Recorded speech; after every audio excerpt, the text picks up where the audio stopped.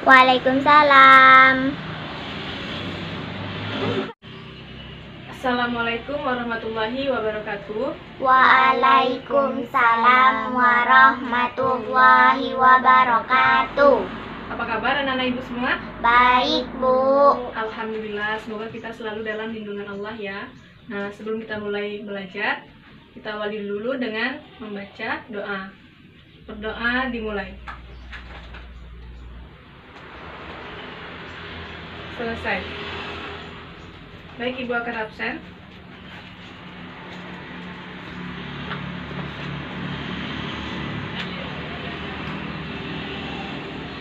Aisyah, Hadir.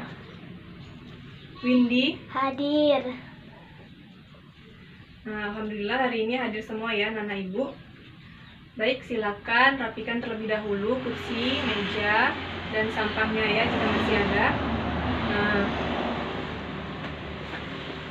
minggu lalu kita mempelajari tentang apa, Nana? Sistem pernapasan. Ya, sistem pernapasan. Nah, di mana pada sistem pernapasan kita menghirup oksigen dan mengeluarkan CO2.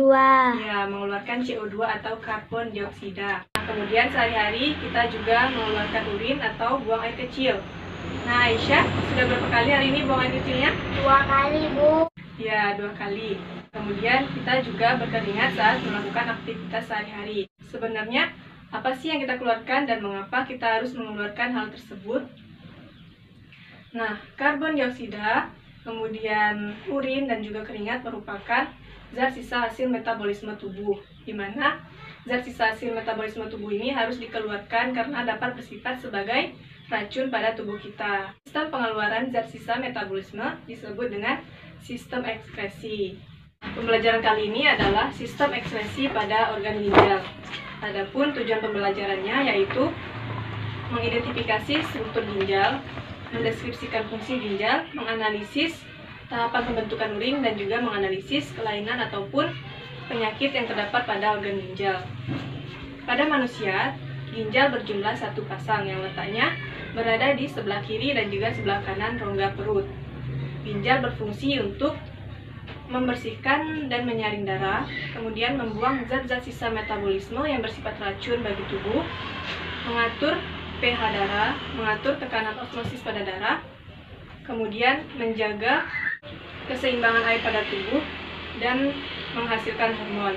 Nah, di sini Ibu memiliki 2 gambar. Silakan anak Ibu amati gambar tersebut di papan tulis. Gambar pertama dan gambar kedua. Nah, menurut anak-anak, gambar apakah yang ada di papan tulis dan apakah pada kedua gambar tersebut memiliki hubungan antara yang satu dengan yang lain? Nah, Aisyah, gambar pertama adalah gambar apa? Gambar orang sakit, Bu. Ya, pintar. Kemudian gambar kedua, Windy? Ginjal sehat dan ginjal tidak sehat, Bu. Ya, pintar juga ya. Nah, gambar pertama adalah gambar orang sakit, di mana yang sedang melakukan cuci darah. Cuci darah dilakukan untuk membuang zat-zat sisa metabolisme yang bersifat racun bagi tubuh, yang harusnya dilakukan secara alami oleh ginjal. Namun, dikarenakan ginjal tidak dapat berfungsi dengan baik dan menjalankan tugasnya sebagaimana mestinya, maka memerlukan bantuan mesin untuk menyaring dan juga membuang zat-zat sisa metabolisme yang bersifat racun bagi tubuh. Nah, bagaimana sejauh ini? Apakah anak ibu paham dengan materinya? Paham, Bu. Ya, alhamdulillah. Selanjutnya kita masuk ke proses pembentukan urin. Nah, di mana proses ini terdiri dari 3 tahapan, yaitu tahapan filtrasi, kemudian reabsorpsi, dan yang terakhir adalah augmentasi. Nah, di sini ibu ingin membagi anak-anak ibu menjadi beberapa kelompok. Karena kita ada 15 orang, maka akan dibentuk 5 kelompok dengan anggota 3 orang. Di mana nanti dari masing-masing 3 orang ini akan memiliki nomor masing-masing. Yang pertama nomor 1, yang kedua nomor 2, dan yang ketiga nomor 3. Nah, untuk yang nomor 1, yakni untuk proses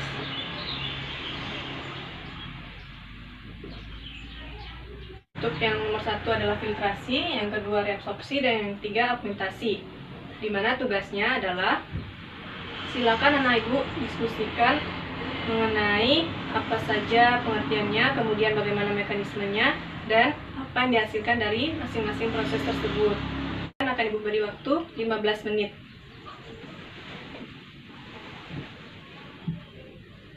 Nah, bagaimana? Apakah sejauh ini ada yang kesulitan anak-anak? Tidak, Bu. Ya, waktunya sebentar lagi ya. Baik, kita mulai kembali karena waktunya sudah habis. Silakan untuk yang nomor 1, perwakilan dari kelompok 3. Ya, nah Ibu Aisyah silakan. Filtrasi yaitu proses penyaringan darah. Darah masuk ke glomerulus yang diselubungi oleh kapsula Bowman. Filtrasi menghasilkan urin primer. Ya, pintar sekali ya.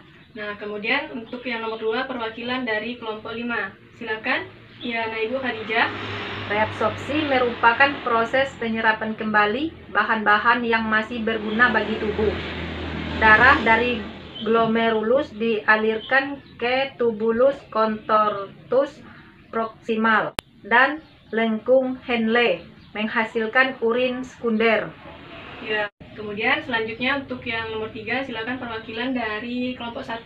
Silakan, Windy. Augmentasi merupakan proses pengumpulan zat yang tidak diperlukan tubuh.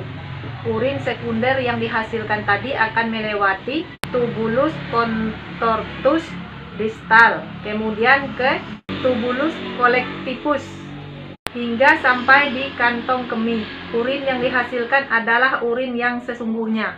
Ya, yang dihasilkan adalah urin yang sesungguhnya. Nah, untuk masing-masing anak ibu yang telah menjawab akan mendapatkan poin plus dari ibu ya. Nah, selanjutnya untuk lebih jelasnya di sini ibu memiliki alat peraga proses pembentukan urin. Nah, silakan anak ibu Aisyah dan Windy untuk membantu ibu ya. Silakan maju ke depan.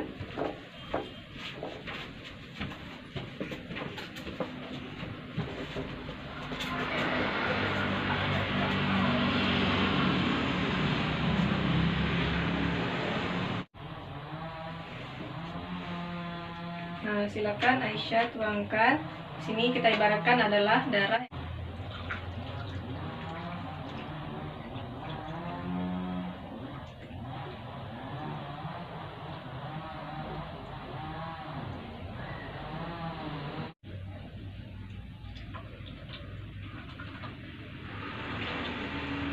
Nah, terlihat kan? Cairannya mengalir dari mulai proses filtrasi, reabsorpsi, sampai augmentasi hingga dihasilkan urin yang sesungguhnya di dalam kantung kemih. Nah, silakan duduk kembali anak ibu. Alhamdulillah hari ini banyak ya yang dapat nilai plus dari ibu. Nah, sekarang untuk yang terakhir, siapa lagi nih yang mau nilai plus dari ibu? Saya, Bu. Nah, ya silakan Fatima. Coba Fatima jelaskan kesimpulan materi hari ini. Sistem ekskresi pada organ ginjal. Ginjal manusia berjumlah sepasang, terletak di rongga perut sebelah kanan dan kiri.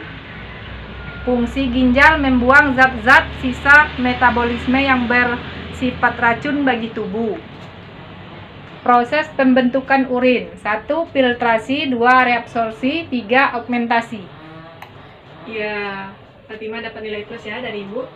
Nah, kemudian ibu tambahkan sedikit untuk tahapan proses pembentukan urin, di mana filtrasi merupakan proses penyaringan yang akan menghasilkan urin primer, sedangkan reabsorpsi menghasilkan urin sekunder, dan yang terakhir adalah augmentasi yang menghasilkan urin yang sesungguhnya.